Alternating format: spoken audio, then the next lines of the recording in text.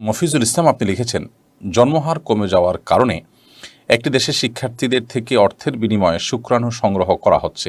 এজন্য গড়ে তোলা হয়েছে শুক্রাণু ব্যাংক। শুক্রাণু দান বা ক্রয় বিক্রয় করা সম্পর্কে শরীয়ত কি বলে? দেখুন, নিউজটি আমারও দৃষ্টিগোচর হয়েছে।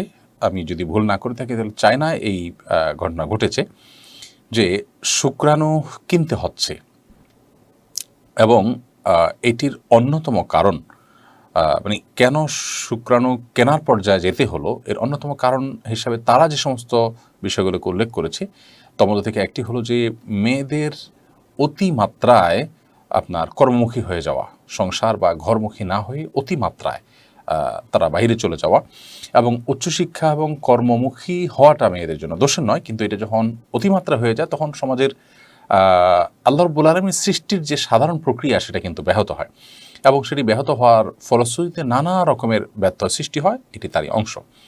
আরেকটি গুরুত্বপূর্ণ বিষয় হলো, বিবাহ বহির্ভূত সম্পর্ক যখন কোনো সমাজে খুব স্বাভাবিক বিষয়ে পরিণত হয়, সেখানে সন্তান জন্ম দান করার গুরুত্ব আর থাকে না, এবং সন্তান নেওয়াটা বরং খুব ঝামেলার বিষয়। সন্তান তো পরের কথা, বিয়ে করাটাই ঝামেলার বিষয় হয়, কারণ মিউচুয়াল আন্ডারস্ট্যান্ডিংয়ের মাধ্যমে তাদের যে সাধারণ জৈবিক চাহিদা আছে সেটা পূরণ করতে পারে তারা।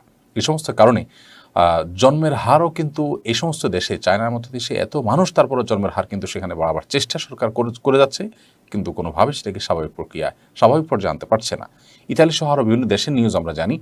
উন্নত পৃথিবীর বহু দেশ আছে যে দেশে জন্মের হার এত পরিমাণ কমে গেছে যে তারা জন্মের হারকে স্বাভাবিক করবার জন্য বিভিন্ন রকম প্রণোদনা দিয়েও জন্মের হার স্বাভাবিক করতে পারছে না। এর অন্যতম প্রধান কারণ হলো, বিবাহ বহির্ভূত সম্পর্ককেই যখন স্বাভাবিক করা হয় কোনো সমাজে, তখন সেখানে বিবাহ এবং সন্তান ধারণ করার প্রয়োজনীয়তা বা প্রবণতা মানুষের কাছ থেকে হারিয়ে যায়, এবং সেটাকে ফিরিয়ে আনা অত্যন্ত কঠিন হয়ে যায়। এই জন্যই কিন্তু ইসলাম জেনার শাস্তিকে অত্যন্ত কঠোর হিসাবে রেখেছে।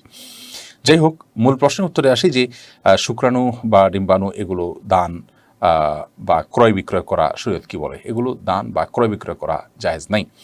কারণ নবী করিম সাল্লাল্লাহু আলাইহি সাল্লাম বলেছেন যে কেউ যেন তার পানি অন্য কারোর খেতে সেঞ্চন না করে। এখানে নবী সাল্লাল্লাহু আলাইহি সাল্লাম যে ভাষা ব্যবহার করেছেন, আমি হুবহু সেটার অনুবাদ করেছি মাত্র। লা ইয়াসকি আহাদুকুম মাআহু যারআ গায়রি, এ হলো হাদিসের ভাষ্য।